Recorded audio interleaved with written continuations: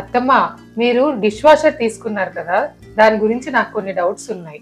మా ఫ్రెండ్స్ కొంతమంది అది చాలా బాగుంది అంటున్నారు, కొంతమంది అది చాలా పెద్ద పని అంటున్నారు. నాకు కొద్దిగా దాని రివ్యూ చెప్తారా? తప్పకుండానమ్మా. ఈ డిష్ వాషర్ రివ్యూ చెప్పమని మా ఫ్రెండ్స్ అందరూ కూడా అడుగుతున్నారు. నేను కిచెన్ టూర్ లో చెప్పాను కదా డిష్ వాషర్ రివ్యూ చేస్తానని. అప్పటి నుంచి డిష్ వాషర్ రివ్యూ ఎప్పుడు చెప్తారు, మీరు చెప్తే మేము తీసుకుందామని చాలా మంది ఆసక్తిగా ఉన్నారు. ఈ రోజు ఈ సందర్భంగా వాళ్ళకి చెప్పినట్టు అవుతుంది, మీకు కూడా ఎక్స్ప్లెయిన్ చేసినట్టు అవుతుంది. తప్పకుండా చేద్దాం ఈ రోజు రివ్యూ. ఓకే అత్తమ్మ.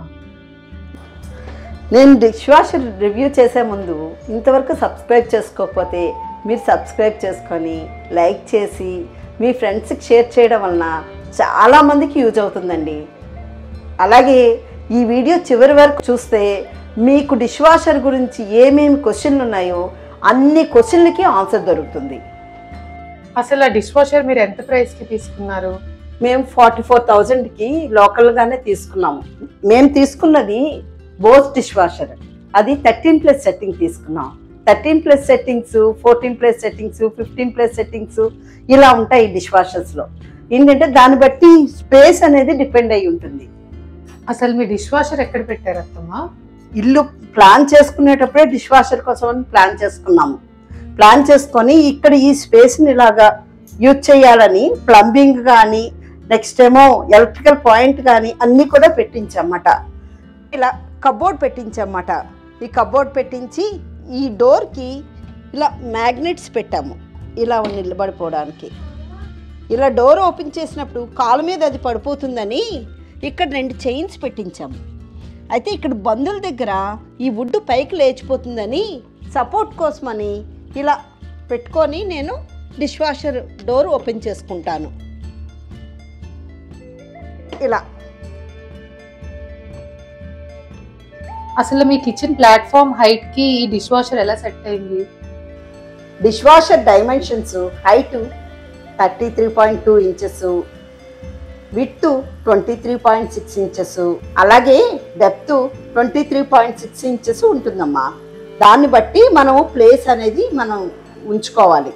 యాక్చువల్గా డిష్ వాషర్ హైట్ ప్రకారం మనం వెళ్తే ఈ ప్లాట్ఫామ్ హైట్ ఎక్కువైపోతుంది. నా హైట్కి ప్లాట్ఫామ్ హైట్ మళ్ళీ అడ్జస్ట్ అవ్వదు. అందుకని ఏం చేసామంటే మాకు టెక్నీషియనే సలహా ఇచ్చారు, డిష్ వాషర్ టెక్నీషియనే. దీని మీదన ఒక క్యాప్ వస్తుంది, ఆ క్యాప్ రిమూవ్ చేసేసి లోపలికి పెట్టేయచ్చు, పెట్టేసుకుని మీరు డిష్ వాషర్ పెట్టుకోవచ్చు అని చెప్పారు. ఆ క్యాప్ చూపిస్తాను. ఇది లెంగ్త్ 1 ఇంచ్ వస్తుంది. ఈ 1 ఇంచ్ మనకి ఇక్కడ తగ్గుతుంది, దానివల్ల ఇక్కడ అడ్జస్ట్ అయ్యింది. ఓకే. అసలు ఇండియన్ కిచెన్స్ కి డిష్ వాషర్ పనిచేస్తుందా? చాలా చక్కగా పనిచేస్తుందమ్మా. డిష్ వాషరు నేను వదిన వాళ్ళ ఇంట్లో వాడాను కదా, వాడినప్పుడు ఏంటంటే మొదట్లో ఏంటంటే నాకు కూడా అదే అపోహ ఉండేది, డిష్ వాషర్లో మనం అన్నీ క్లీన్ చేసి పెట్టాలి, అదొక పెద్ద పని అని. కానీ అక్కడ వాడిన తర్వాత నాకేంటంటే దానికి ఒక పెద్ద ఫ్యాన్ అయిపోయాను నేను. ఇందులోని రకరకాల ఆప్షన్స్ ఉన్నాయి. ఆ ఆప్షన్స్ ప్రకారం మనం వెళ్ళామనుకో మనకేంటంటే ఎక్కువ వంటలు ఉంటాయి కదా, ఏంటంటే ఆయిల్ వంటలు అన్నీ ఉంటాయి కదా, దానికోసం ప్రత్యేకంగా డిజైన్ చేశారు డిష్ వాషర్ని. డిష్ వాషరు 90% వర్క్ చేస్తే మనం 10% వర్క్ చేయాల్సి ఉంటుంది. మనం సింక్లోని మామూలుగా అన్నం తిన్న ప్లేట్లు అవన్నీను ఆ డస్ట్ అంతా కూడా డస్ట్బిన్లో వేసేస్తాము, వేసేసి ప్లేట్లు పెట్టేస్తాము. అలాగే మనం వండిన వంట పాత్రలు అవి కూడాను దాంట్లో ఉన్న చెత్త అంతా తీసేసి మామూలుగా సింక్లో పెట్టేసుకుంటాం కదా. ఆ పెట్టుకున్న వాటర్కి అది కొంచెం నానిపోయి ఉంటాయి గిన్నెలు అవన్నీను, అవి జస్ట్ ఇలాగ వాటర్తో రిన్స్ చేసేసి మనం డిష్ వాషర్లో పెట్టేసుకోవడమే. డిష్ వాషర్లో పెట్టుకుంటే అది ఏంటంటే మనకి హాట్ వాటర్ తోటి బాగా క్లీన్ అయ్యి, అలాగే హాట్ ఎయిర్ తోటి మొత్తం శానిటైజ్ అయిపోయి, అలా మనం ఏంటంటే డిష్ వాషర్లో గిన్నెలు తీసేయడం, మనం డైరెక్ట్గా ర్యాక్లో సర్దేసుకోవడం. ఇందులో జనరల్ గా మనం వాడే విమ్ లిక్విడ్ వాడేయచ్చా అత్తమ్మా? లేదమ్మా, నీకు ఒక విషయం చెప్తాను ఇక్కడ. యాక్చువల్గా వదిన వాళ్ళ ఇంట్లో వదినేమో ఫోట్లాడేర్లో చదివేది కదా, అప్పుడు అపార్ట్మెంట్లో ఉండేది, నేను వదిన ఉండేవాళ్ళం చదువుకునేటప్పుడు. అయితే ఏంటంటే తనేమో కాలేజ్కి వెళ్ళిపోయింది, నేనేమో ఏముందులే ఈ లిక్విడ్ వేసేయాలేమో అనేసి నాకు ఆ ట్యాబ్లెట్స్ ఎక్కడున్నాయో కనిపించలేదు, డిష్ వాషర్లో పెట్టే ట్యాబ్లెట్స్. అందుకని అక్కడేమో గిన్నెలతో మీ డిటర్జెంట్ మామూలు డిటర్జెంట్ లిక్విడ్ ఉంటుంది కదా, ఆ లిక్విడ్ వేసేసి ఆన్ చేస్తాను. ఒక 5-10 మినిట్స్ అయ్యేసరికల్లా మొత్తం అంతా ఇల్లంతా నొరగా. నాకు అర్థం కాలేదు, నేను బాగానే పెట్టాను కదా అనేసి వెంటనే వదినకి కాల్ చేశాను. కాల్ చేస్తే వెంటనే వచ్చి అమ్మా అలా పెట్టకూడదమ్మా, దీనికంటే సపరేట్గా ఉంటాయి అని చెప్పింది. అవునా? నేను చూపిస్తాను ఏ ఉంటాయో. ఓకే. ఇది డిష్ వాషర్ సాల్ట్ అమ్మా. ఓకే. ఇది నార్మల్గా మనం వంటల్లో వాడే సాల్ట్ కాదు, దీనికోసం బోస్ కంపెనీ వాళ్ళు స్పెషల్గా డిజైన్ చేశారు. ఇందులోనే చాలా రకాల కంపెనీస్ ఉన్నాయి, నేనైతే ఇదే వాడుతున్నాను. ఇది 1 మంత్కి అలాగా రోజుకు ఒకసారి మనం డిష్ వాషర్ వేసామనుకో 30 సైకిల్స్కి అలాగా 1 మంత్కి ఒకసారి వేయాల్సి ఉంటుంది. ఇక్కడ ఇండికేటర్ చూపిస్తుంది డిష్ వాషర్ సాల్ట్ చేయాలి అనేసి. ఇండికేటర్ చూపిస్తే మనం సాల్ట్ రీఫిల్ చేసుకోవడమే అంతే. ఓకే. ఇది రిన్ సైడ్. ఓకే. యాక్చువల్గా మనకి పాత్ర తోమినప్పుడు చిన్న చిన్న వైట్ మచ్చల్లాగా ఫామ్ అవుతాయి, అవన్నీ లేకుండా మనకి పాత్రలేమో స్పార్కిల్గా ఉండేటట్టు మెరుస్తూ ఉంటాయి అన్నమాట. దానికోసం రిన్ సైడ్ వేస్తాం.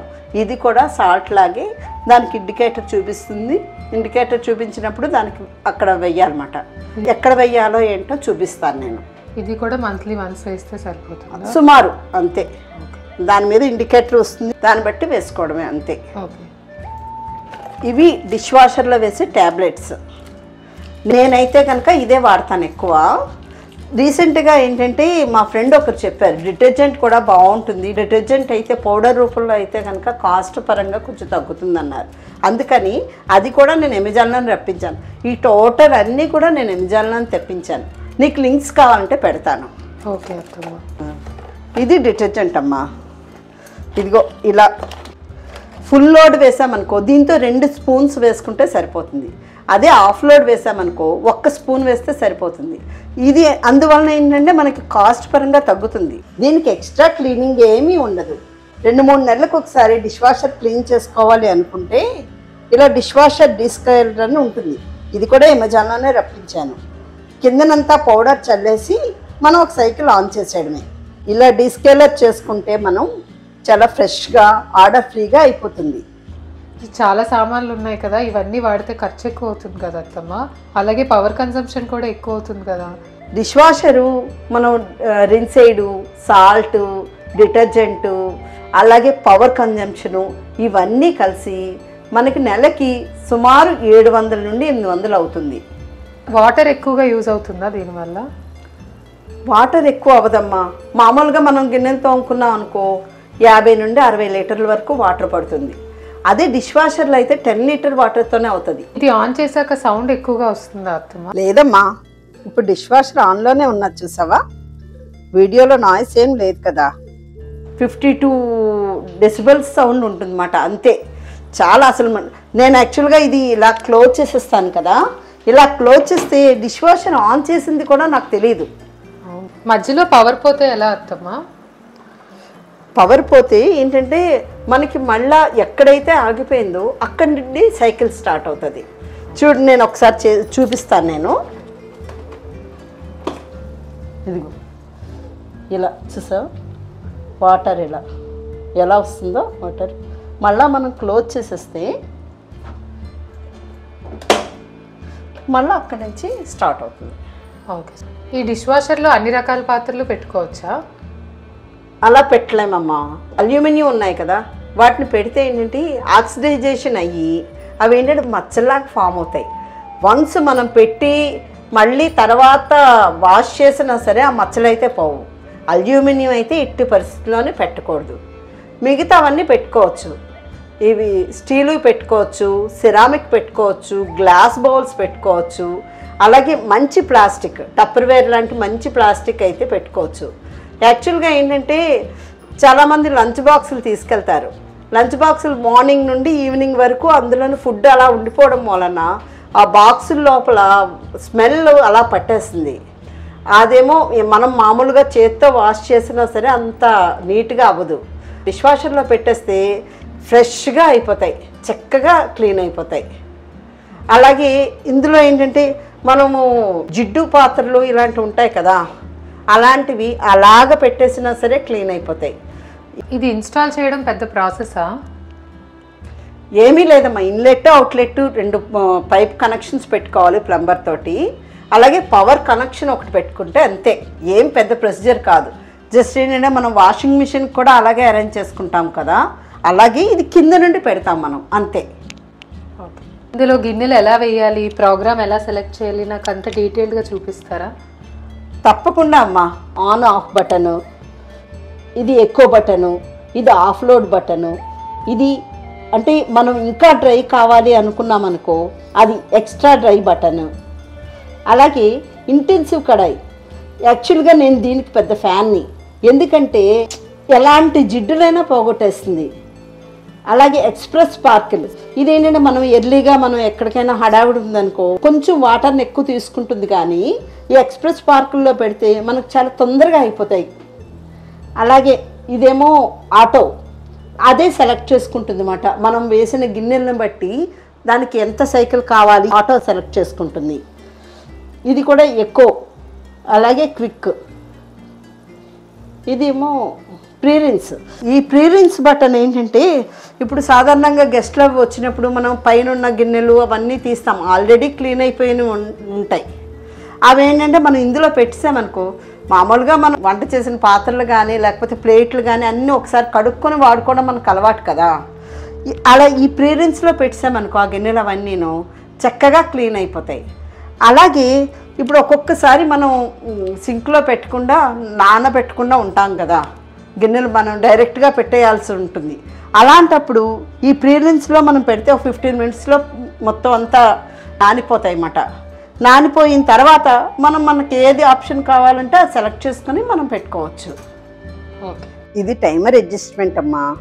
మనం టైం పెంచుకోవడానికి కానీ తగ్గించుకోవడానికి కానీ ఇది వాడతాము. దీని మీద కూడా యూజర్ మాన్యువల్ అంతా డీటెయిల్గా ఉంటుంది.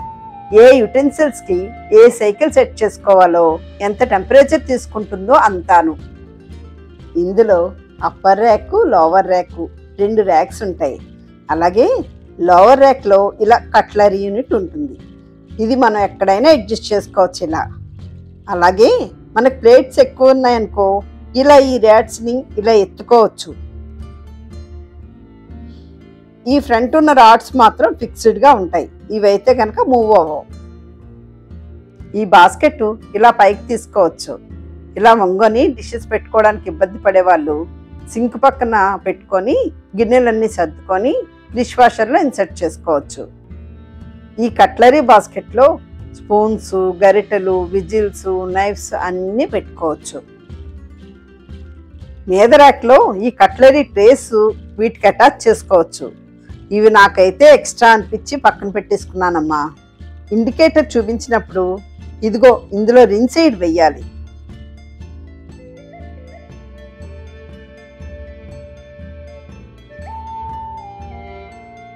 ఇందులో డిటర్జెంట్ ప్రతి సైకిల్కి వెయ్యాలి. ఇలా పౌడర్ కానీ టాబ్లెట్ కానీ వేయచ్చు. నేను ఇప్పుడు టాబ్లెట్ పెడుతున్నాను.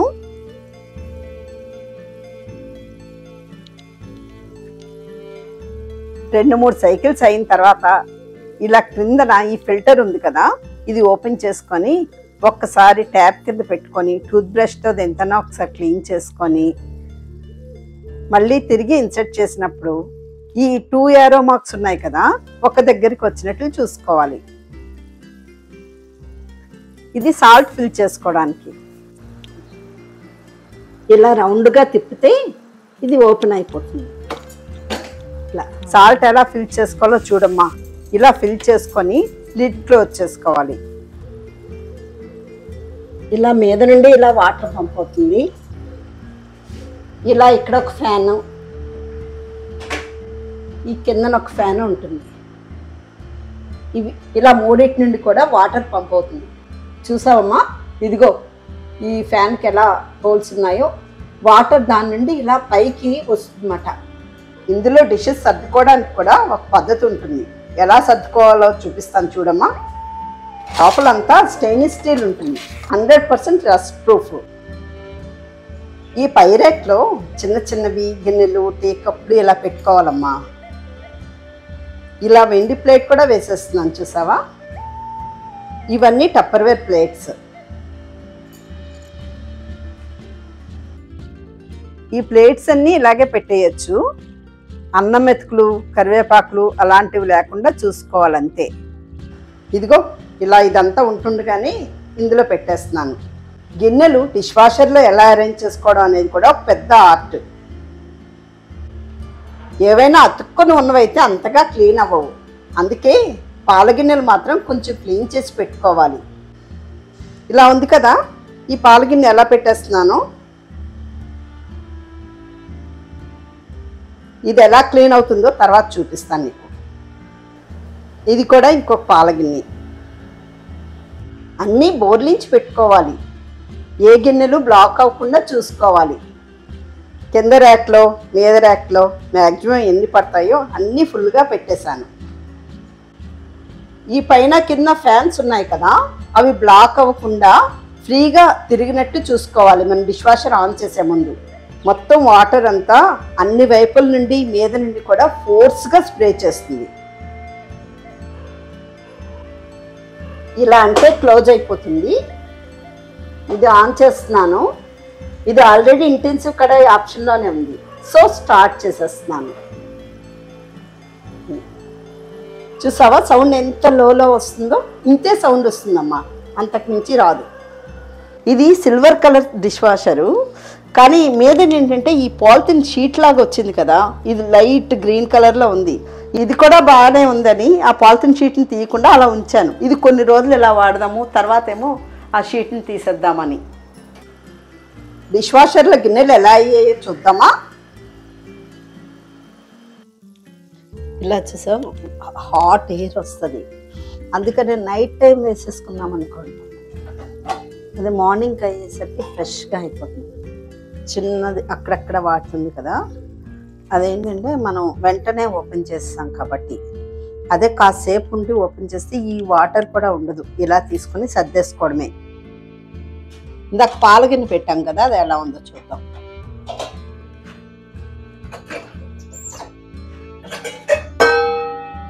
సరే, మొత్తం నీట్గా క్లీన్ అయిపోయింది.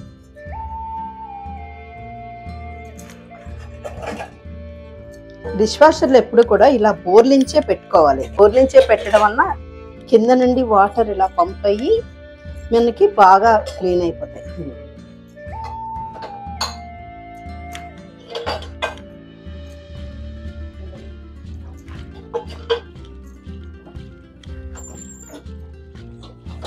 ఈ వెండి ప్లేట్ కూడా పెట్టాను చూసారా, చాలా నీట్గా క్లీన్ అవుతుంది. అలాగే నైఫ్ అవి కూడా చాలా షార్ప్ అయిపోతాయి ఇందులో పెడితే. థ్యాంక్ యూ అత్తమ్మ, డిష్ వాషర్ గురించి నాకున్న డౌట్స్ అన్ని క్లియర్ చేసినందుకు. త్వరలోనే మేము కూడా ప్లాన్ చేస్తాం. నాకు చాలా నచ్చింది డిష్ వాషర్. వెరీ నైస్ తల్లి. యాక్చువల్గా మా వాళ్ళందరికీ కూడా నీ ద్వారా డిష్ వాషర్ రివ్యూ చేయడం అయింది. ఎవరికైనా నేను చేసిన ఈ డిష్ వాషర్ రివ్యూ నచ్చితే, ఇంతవరకు సబ్స్క్రైబ్ చేసుకోకపోతే సబ్స్క్రైబ్ చేసుకొని లైక్ చేసి మీ ఫ్రెండ్స్కి షేర్ చేస్తూ మీ విలువైన అభిప్రాయాలను తెలియజేయగలరా? అలాగే నేను చేసిన కిచెన్ వీడియో, అలాగే పూజారం టూర్ వీడియో చూసి మీకు నచ్చితే మీ కామెంట్స్ రూపంలో తెలియజేయగలరా?